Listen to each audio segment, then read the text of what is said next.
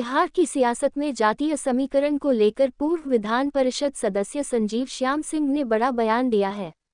उन्होंने कहा कि प्रदेश में 4 जातियां 85% नौकरियां ले रही हैं, जबकि बाकी सभी जातियों को मात्र 15% में सिमटा दिया गया है। यह असमानता नीतीश कुमार की वोट बैंक राजनीति का नतीजा है। अति पिछड़ा वर्ग को डाइल्यूट किया गया है, जिससे असली अति पिछड़ा वर्ग की हिस्सेदारी पर चोट पहुंची है। यह फैसला गलत है और इससे सामाजिक संतुलन बिगड़ रहा है। शनिवार को संजीव श्याम सिंह ने जनसुराज का दामन थामा। उन्हें पार्टी ने गुरुआ विधानसभा से प्रत्याशी बनाया है। सोमवार को वे अपना नामांकन दाखिल करेंगे। रविवार को मीडिया से बातचीत में उन्होंने कहा कि जनसुराज ही बिहार का भविष्य है। अब यही संगठन राज्य को नई दिशा देगा। पलायन, शिक्षा और स्वास्थ्य के क्षेत्र में जनसुराज ही असली सुधार लाएगा।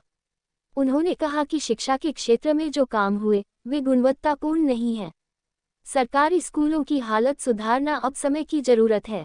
जब तक सरकारी स्कूल प्राइवेट और कॉन्वेंट स्कूलों की बराबरी नहीं करते, तब तक असली विकास संभव नहीं। जनसुराज भविष्य है बिहार का, और मुझे लगा कि आने वाले समय में जो पार्टी भविष्य है इस राज्य का, तो हम लोगों को चाहिए कि इस पार्टी को सहयोग करना।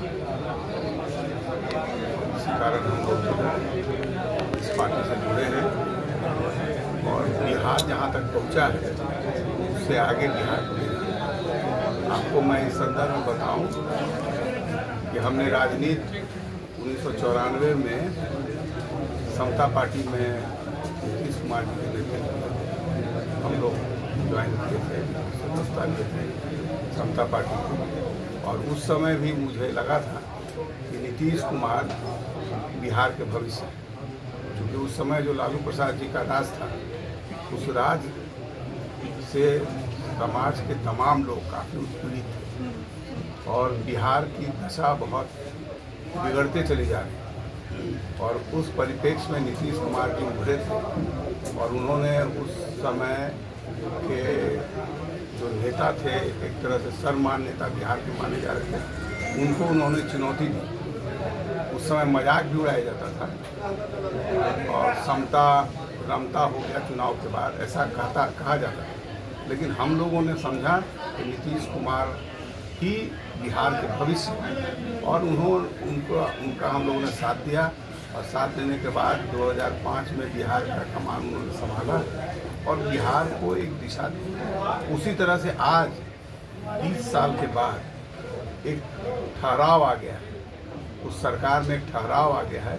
उससे आगे अगर बड़ी छलांग लगानी है तो उसके लिए मुझे आज लग रहा है कि जनसुराज ही बिहार का भविष्य होगा। एक ईमानदार प्रतिबद्ध नेता के साथ हम लोग जुड़ रहे हैं, जैसे हम लोग नीतीश कुमार जी के साथ जुड़े थे, वो एक ईमानदार थे, प्रतिबद्ध थे। उसी तरह से आज के समय में युवा हैं, ईमानदार हैं, प्रतिबद्ध हैं और बिहार के भविष्य। इसीलिए मुझे लगा, हालांकि मेरी राजनीतिक जो है यात्रा लगभग 31 साल की हो गई है, और उससे जो मैंने सीखा है, अनुभव किया है, अगर नीतीश कुमार ने समावेशी विकास किया है और बिहार को फर्श से ऊंचाई तक ले गए हैं, तो मुझे पूरा विश्वास है कि प्रशांत किशोर जी बिहार को इस ऊंचाई से बड़ी ऊंचाई तक ले जाएंगे। पलायन जो हुआ है वो रुक सकेगा, बेरोजगारी पर हद तक लगाम लग सकेगा, और शिक्षा में हालांकि नीतीश कुमार जी ने बहुत काम किया, लेकिन जो गुणवत्तापूर्ण शिक्षा होनी चाहिए, जो शिक्षकों की समस्याएं हैं, जो शिक्षार्थियों की जो समस्याएं हैं, जो शिक्षा में जो आधारभूत संरचनाओं की कमी है, उन कमियों को दूर करके